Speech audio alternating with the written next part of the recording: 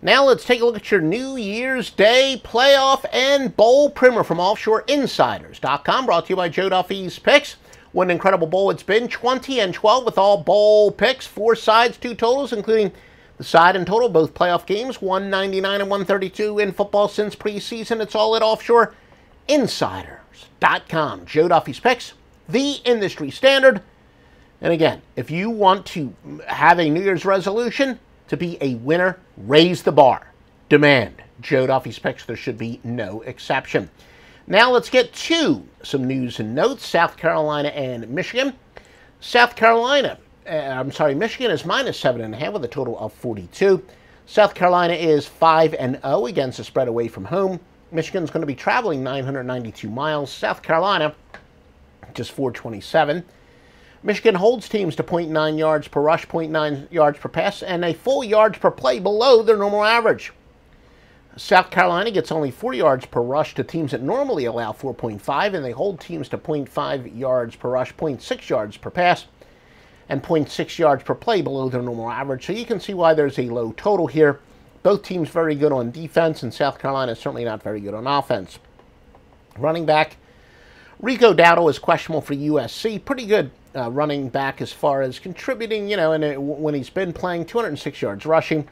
Consensus is on the underdog South Carolina, though not overwhelming.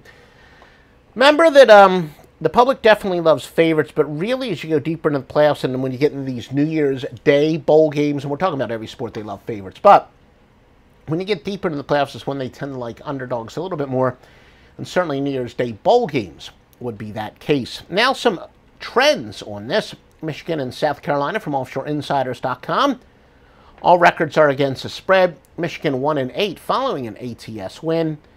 South Carolina 5-0 on neutral fields. They're 2-6 outside of the conference. South Carolina is going under 35-17 against teams with a winning record. Central Florida and Auburn. Auburn laying 10, 67.5. UCF, the number 2 over team in the country, going over by an average of 10.2 points per game and going over 8 of 12.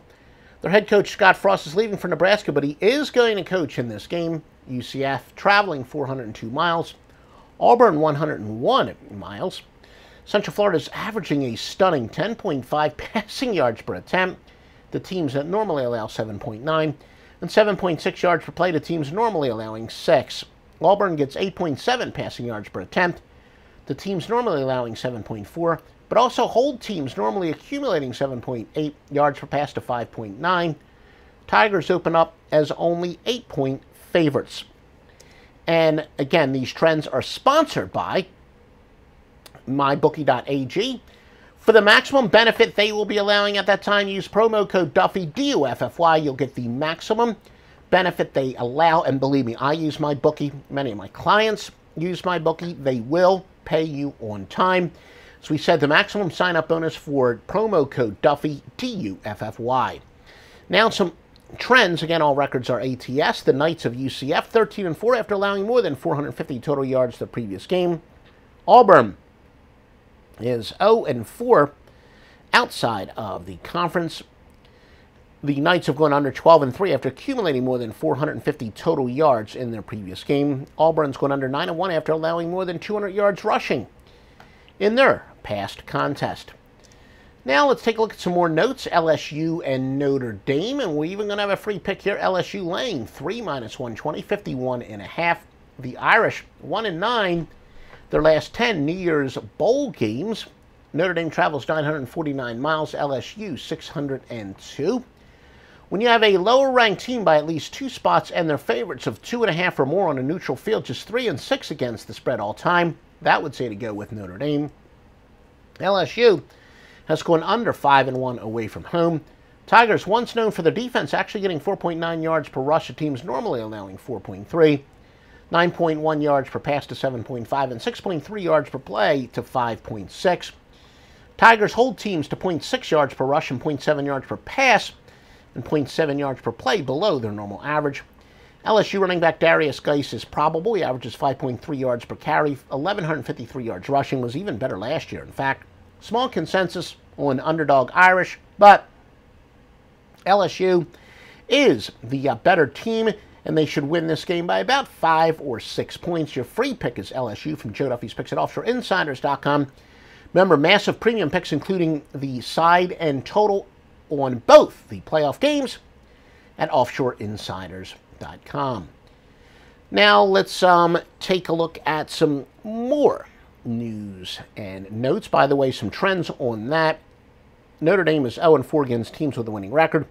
LSU is 6-0 following a spread win. Georgia and Oklahoma.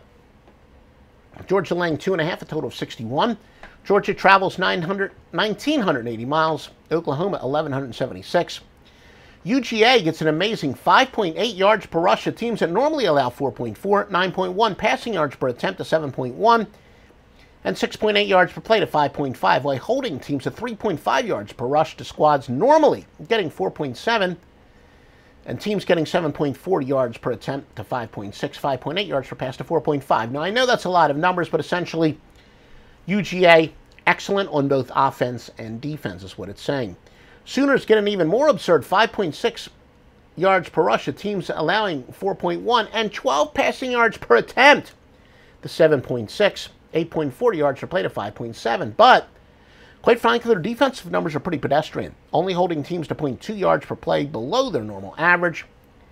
Looks like the big matchup here really will be, can Oklahoma slow down Georgia? UGA 6-1 away from home against the spread. Sooners below 500 against the spread away from home. Now, Oklahoma quarterback Baker Mayfield has the flu. A lot of people think, maybe he's faking it a little bit, but will that slow him down? Don't believe in this Heisman curse. People used to say, for a while Heisman Trophy winners did not do well in bowl games and playoff games. 4 Heisman Trophy winners have actually won a title since 2009. Modest consensus on the underdog Sooners. Sooners, though, did open up as a favorite. Now, trends brought to you by MyBookie.ag with the promo code Duffy. Get the maximum bonus. Georgia and Oklahoma. The Bulldogs, 7-1 after allowing less than 170 yards passing in their previous game. 8-2 following a straight-up win of more than 20 points. 10-4 overall. Oklahoma 8-2 their last 10 following a spread win. 17-5 against teams with a winning record. 3-7 after accumulating more than 450 total yards in their previous game. Georgia has gone under 21-6 after allowing less than 170 yards passing in their previous game. Oklahoma has gone under 7 of 8 to the SEC. And now the nightcap, Alabama versus Clemson. Alabama 10-3 in New Year's Bowl and playoff games recently. Now that would favor Clemson. Alabama traveling 269 miles, Clemson 534. Tide get 1.5 yards per rush to foes normally allow, and 1.4 passing yards per attempt, and 1.2 yards per rush, more than their opponents normally allow. They hold teams at a 1.5 yards per rush, 1.9 yards per pass, 1.7 yards per play below their normal average.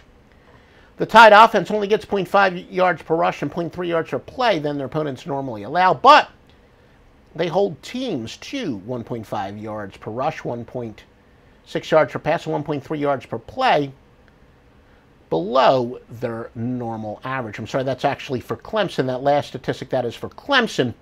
The Clemson offense gets 0.5 more yards per rush and 0.3 yards per play, more than their opponents normally allow. Again, these trends are sponsored by MyBookie.ag. For the best picks in the industry, it's OffshoreInsiders.com. Joe Duffy's Picks has the side and total for both playoff games, plus you've got some bowl games from earlier today at OffshoreInsiders.com.